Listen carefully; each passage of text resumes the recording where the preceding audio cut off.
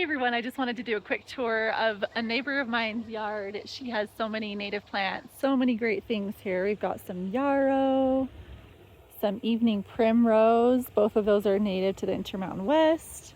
This is a butterfly bush, which is not native and also invasive to many areas of the US, so be careful about that. Here is some more yarrow, and I love that she has these things repeated so that it creates some continuity all the way down. More of this desert 4 o'clock. This is really a great flower to replace your petunias. The flower structure is very similar, and this one will be way better for wildlife. Petunias are very plagued by budworms, so they don't get blooms very well in the heat of the summer, and then you end up having to just drench them in pesticides, which ends up being really bad for pollinators and other wildlife. So if you can find alternatives that still get the job done, that you don't have to baby or spray all the time, that's ideal. Here is a blue spruce tree. I am not sure exactly which variety. Looks like either Colorado or blue spruce or maybe a hoop spruce. I'll have to ask her. This is a fern bush here. It is a native shrub that's really drought tolerant. All these things are drought tolerant. Here's some lavender that's not native here, but great for some pollinators. I'll have to check with her. I'm not sure if this is a sagebrush or if it is a rabbit brush. It's very woody at the bottom, and I didn't know if rabbit brush can get that woody at the bottom. But these leaves definitely look more like a rabbit brush compared to sagebrush. Certainly not an Artemisia tridentata tri, meaning 3-tipped leaf at the top.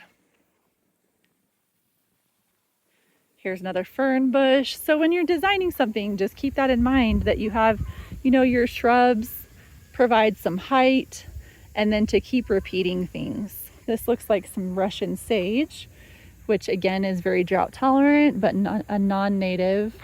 Look, here's some bumblebee. So this is a lavender. Again, it's not native, but a lot of pollinators can still use it. Here's a catmint, another not native, but still helping pollinators. It's like a lot of plants can help pollinators, but natives just do it better and they provide more. Not sure what this is, but look, she's got a tag. Let's see. Little blue stem. Little blue stem is a keystone species grass that's really, really great habitat.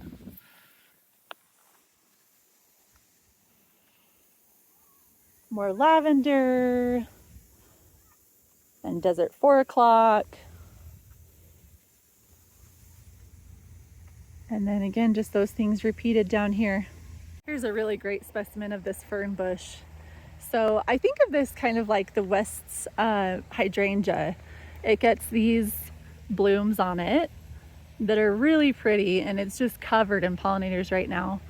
It turns this brown color the same way that hydrangeas do. If you want, oh hello little, I think that's a sweat bee. If you want to keep it tidy, a more tidy appearance, you can cut these off in the spring just the same way that you do with the hydrangea. But I love it. It's really nice for that kind of sagey color. I like that it's paired, this next to here giving more of the dark green, and then this here giving more of the sage green. In the West, we just don't have as much of that really deep green because that requires more water. So things like this paired with even more sagey green can help still have those layers of color. And then if you want to still put things in that give some of that more lush appearance, you can, but then you can use the native plants for a lot of this sagey color. Here's some red hot poker, and oh my goodness, it really is just a great plant, this desert 4 o'clock. Here's a stand of milkweed. If you plant milkweed, make sure that you get a variety that's native to your area. Otherwise it messes with their migration. So just Google the type of milkweed that you want to get and your spot, and that will show you whether it is good for your area. This is a blanket flower. Has these really fun pom-pom things. Oh, my daughter would love this. I can't wait to get some of that planted. And her desert 4 o'clock is reseeding. So the great thing about a lot of native plants is that they will reseed. They're not genetically altered, so the seed will stay